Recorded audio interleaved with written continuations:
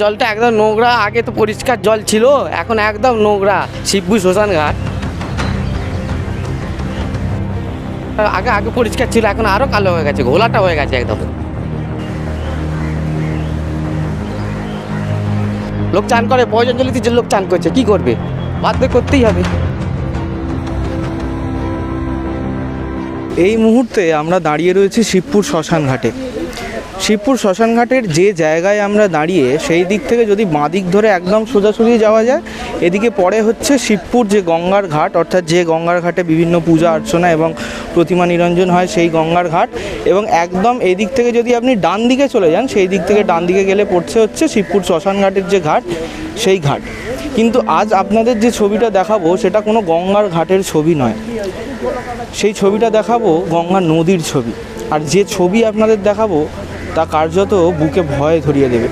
ঠিক যে জায়গায় আমরা দাঁড়িয়ে রয়েছি, আমার ঠিক পিছনে যেখান দিয়ে গঙ্গা নদী একদম সরাসরি দেখা যাচ্ছে, আপনারা যদি লক্ষ্য করেন দেখতে পাবেন যে এই গঙ্গা নদীর জল যা আমরা দেখতে পাচ্ছি, সেই জলটা কিন্তু সম্পূর্ণ গঙ্গা নদীর জল নয়। কারণ এই মুহূর্তে যে ছবিটা আপনারা দেখতে পাচ্ছেন সেটা হচ্ছে নর্দমার। এবং শুধু নর্দমা নয়, এটা কার্যত একটা হাই ড্রেন, যেখানে হাওড়া শহরের বিভিন্ন অংশের ইন্ডাস্ট্রিয়াল ওয়েস্ট তো বটেই, তার সঙ্গে হিউম্যান ওয়েস্ট এবং একই সঙ্গে যে ঘাট সংলগ্ন শ্মশান ঘাট রয়েছে, সেই শ্মশানের মৃতদেহ পোড়ানোর পর যে বজ্র হয়, সেই বজ্র কার্যত এই যে হাইড্রেন, সেই হাইড্রেনের মাধ্যমে গিয়ে একদম সরাসরি মিশছে গঙ্গার জলে। এটা একটা দীর্ঘ সময় ধরে হচ্ছে এবং দীর্ঘ সময় ধরে এই যে স্থান, এই যে নর্দমা বা হাইড্রেন, সেই হাইড্রেনের জল কিন্তু সরাসরি গিয়ে মিশছে গঙ্গার জলে। আমরা যেই মুহূর্তে আপনাদের ছবিটা দেখাচ্ছি, এখন যেহেতু জোয়ার রয়েছে, সেহেতু সেই ছবির ভয়াবহতা আমরা সম্পূর্ণটা তুলে ধরতে পারছি না, কিন্তু আংশিকভাবে হলেও আপনারা বুঝতে পারবেন যে কী পরিমাণ হাওড়া শহরের নোংরার জল সরাসরি গিয়ে মিশছে একদম সরাসরি আমাদের যে নদী, শহরের যে প্রাণকেন্দ্রের নদী, সেই গঙ্গা নদীতে। এবং এটা একদিন ধরে নয়, একদম দীর্ঘ সময় ধরে হয়ে আসছে, দীর্ঘ বছর ধরে হয়ে আসছে। এবং বছরের পর বছর ধরে এই জলেতে নোংরা মিশে মিশে বর্তমানে গঙ্গার জলের একটি বড় অংশ দূষিত হয়ে গিয়েছে। এবং বিশেষজ্ঞদের একাংশের মতে সেই জল বর্তমানে পানীয় তো অনেক দূরের কথা, ব্যবহার বা স্নান করারও অযোগ্য হয়ে উঠেছে।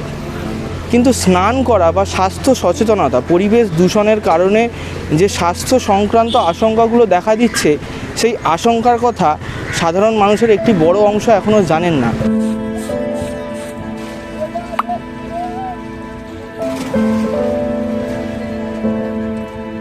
একটু আগে আপনাদের যে ছবিটা দেখালাম, সেটা হচ্ছে যে নোংরা হাইড্রেনের জল কিভাবে গঙ্গায় মিশছে তার ছবি। এবং এই মুহূর্তে আমরা দাঁড়িয়ে আছি একদম যে শিবপুর শ্মশান ঘাট, সেই শিবপুর শ্মশান ঘাটের যে গঙ্গার ঘাট, সেই গঙ্গার ঘাটে। এবং আমার একদম পিছনে এই যে জলটা আপনারা দেখছেন, যে গঙ্গার জলটা সরাসরি আপনাদের চোখের সামনে বইছে, এই গঙ্গার জলের একটি বড় অংশে কিন্তু মিশে রয়েছে সেই নোংরা যে হাইড্রেনের জল, সেই জল। এবং এই যে গঙ্গার জল, যেহেতু এখন জোয়ার রয়েছে, সেই কারণে গঙ্গার জলের ছবিটা, যে নিচে গঙ্গার জলের যে তলদেশের ছবিটা, সেই ছবিটা অস্পষ্ট। ভাটা থাকলে যে কি ভয়াবহ পরিস্থিতি বর্তমানে এই ঘাটের সংলগ্ন এবং এই যে নর্দমার জল মেশার কারণে কি ভয়ানক পরিস্থিতি তৈরি হয়েছে, সেই ছবিটা আরও স্পষ্ট হতো। কিন্তু এই যে গঙ্গার জল, যেটা এই মুহূর্তে এসে একদম সরাসরি নর্দমার জলের সঙ্গে মিশে গেছে, সেই জলের একটি বড় অংশ জুড়ে রয়েছে হাইড্রেনের নোংরা জল।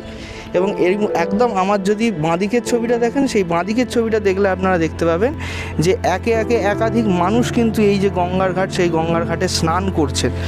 তারা নিয়মিতভাবে এখানেই স্নান করেন এবং প্রতিনিয়ত তারা যে জলটায় স্নান করছেন, সেটা গঙ্গার জল তো অবশ্যই, এবং তার সঙ্গে কিন্তু একটি বড় অংশ জুড়ে রয়েছে এই যে হাওড়া শহর, তার যে বজ্র, তার যে নোংরা জল, সেই জল।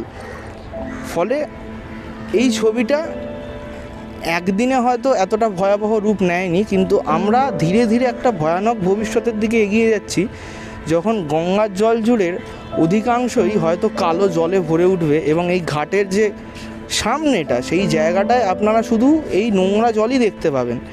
এবং গঙ্গার জলের পরিমাণটা অনেকটা বেশি, সেই বিষয়ে কোনো সন্দেহ নেই, কিন্তু বিন্দু বিন্দু করে এই নর্দমার জল মিশে মিশেই গঙ্গার জলটা দূষিত হচ্ছে এবং ব্যবহারের অযোগ্য হয়ে উঠছে। পরবর্তী প্রজন্মের কাছে গঙ্গার জল স্পর্শেরও উপযোগী হবে না। আর জলটা একদম নোংরা, আগে তো পরিষ্কার জল ছিল, এখন একদম নোংরা। হ্যাঁ, আগে থাকতে আগে আগে পরিষ্কার ছিল, এখন আরও কালো হয়ে গেছে, ঘোলাটা হয়ে গেছে একদম।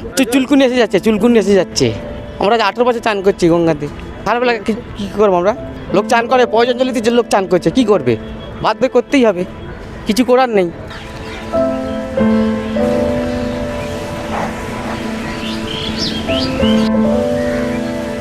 ভারতবর্ষ একটি নদীমাতৃক দেশ এবং ভারতবর্ষের যে জনসংখ্যা তার অধিকাংশ হিন্দু।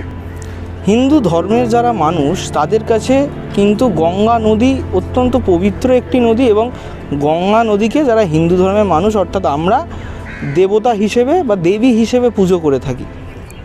একই সঙ্গে গঙ্গার যে জল তা কিন্তু পূজার একদম একটি অত্যন্ত গুরুত্বপূর্ণ সামগ্রী। গঙ্গার জল ছাড়া যে কোনো দেবদেবীর পুজো কিন্তু অসম্পূর্ণ। কিন্তু বিষয়টা হলো আমরা যে গঙ্গার জলে দেবীর পুজো করছি তা কি আদৌ গঙ্গার জল? আংশিকভাবে হলেও তাতে মিশে রয়েছে শহরের নোংরা ড্রেনের জল এবং তা দিয়েই নিয়মিতভাবে দেবীর পুজো হচ্ছে, বিভিন্ন দেবদেবীর পুজো হচ্ছে, মন্দিরেতে গঙ্গার জল পৌঁছচ্ছে এবং সেই গঙ্গার জলকে নোংরা করছি কিন্তু আমরাই। এবং একই সঙ্গে প্রশাসনও এই যে নোংরা জল তাকে নদীতে যে ঢোকানো হচ্ছে, নদীতে নিয়মিতভাবে ফেলা হচ্ছে, সেই দোষের দায় এড়িয়ে যেতে পারে না। কোনো উপযুক্ত বজ্র যে ব্যবস্থাপনা, সেই ব্যবস্থাপনা কিন্তু এখনও পর্যন্ত হাওড়া শহরে নেই। না হলে এই নোংরা জলকে সরাসরি গঙ্গার জলে ফেলার সেইভাবে প্রয়োজন আছে বলে বিশেষজ্ঞ মহলের একাংশের মতে মনে হয় না। শুধুমাত্র ধর্মীয় ভাবাবেগ তো বটেই, কারণ রামকৃষ্ণপুর ঘাট, এই যে শিবপুর ঘাট, তার থেকে আর কিছুটা দূর এগোলেই রামকৃষ্ণপুর ঘাট। রামকৃষ্ণপুর ঘাটে প্রত্যেক দিন সন্ধেবেলা ঘটা করে গঙ্গা আরতি হচ্ছে বটে, কিন্তু যার আরতি হচ্ছে তাকেই দায়িত্ব নিয়ে প্রতিনিয়ত আমরা নোংরা করে দিচ্ছি এবং ধীরে ধীরে একটি নালা নর্দমায় পরিণত করে দিচ্ছি। এই দিকটা তো বটেই, একই সঙ্গে স্বাস্থ্য সংক্রান্ত আশঙ্কার দিকও কিন্তু রয়েছে। কিছু সময় পূর্বে একজন আন্তর্জাতিক বিশেষজ্ঞ এসেছিলেন ভারতের বুকে।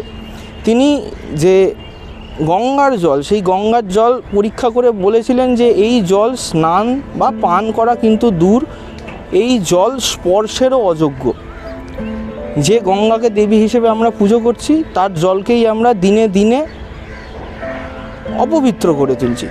এবং একই সঙ্গে যদি আমরা স্বাস্থ্য সংক্রান্ত আশঙ্কাগুলোর দিকে তাকাই, সেই স্বাস্থ্য সংক্রান্ত আশঙ্কাগুলো দেখলে প্রতিনিয়ত যারা গঙ্গার জলে লক্ষ লক্ষ মানুষ, হাওড়া শহরের যে শতাধিক মানুষ নিয়মিতভাবে বিভিন্ন গঙ্গার ঘাটগুলোতে স্নান করছেন, তাদের দেহে কিন্তু নিয়মিত বিভিন্ন রোগ জীবাণু প্রবেশ করছে এবং তাদের যে স্বাস্থ্য তা ক্ষতিগ্রস্ত হচ্ছে।